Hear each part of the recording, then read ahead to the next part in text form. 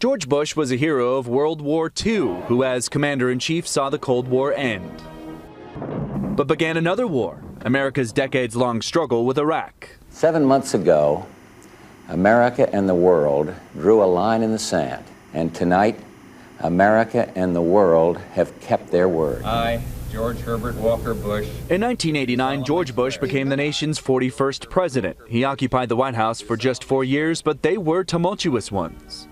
On his watch, the Berlin Wall fell. He sent U.S. troops to oust Panama's Manuel Noriega and sent them again to purge Iraqi troops from Kuwait. And people will look back at his presidency with great fondness and respect, and they'll also remember that he was the last World War II president and a genuine war hero. George Herbert Walker Bush was born to privilege. The son of Prescott Bush, an oil man who became a senator, young George learned to ride and went to prep school. At 18, he joined the Navy, becoming one of its youngest aviators. When his bomber was shot down by the Japanese, he was rescued from the Pacific, a hero. Back home, he married banker's daughter Barbara Pierce, went to Yale to study and play baseball, then moved to Texas, following his dad into both oil and politics. George Bush, the man for the United States Senate. Vote for George Bush in the Republican primary May 2nd. Bush lost that campaign but went on to win a House seat, later becoming a diplomat, CIA director, and Republican Party chair. I, Ronald Reagan. In 1980, he was Ronald Reagan's running mate and served 2 terms as vice president. One man has the experience to fill. In 1988, it was his turn. He defeated Democrat Michael Dukakis in a landslide.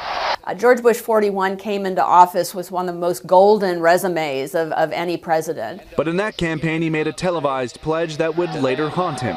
Read my lips. No new taxes. 4 years after the vow broken and the economy sour, voters dumped Bush in favor of Arkansas's young governor, Bill Clinton. I, George Walker Bush, do solemnly. If there was redemption, it came in 2001, watching his son George W. take the oath of office.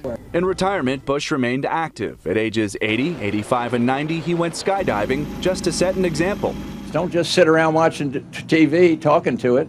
Get out there and realize at 80 years old you still got a life. He toured Asia with Bill Clinton to aid tsunami victims, but mostly either in Texas or at his Maine summer home.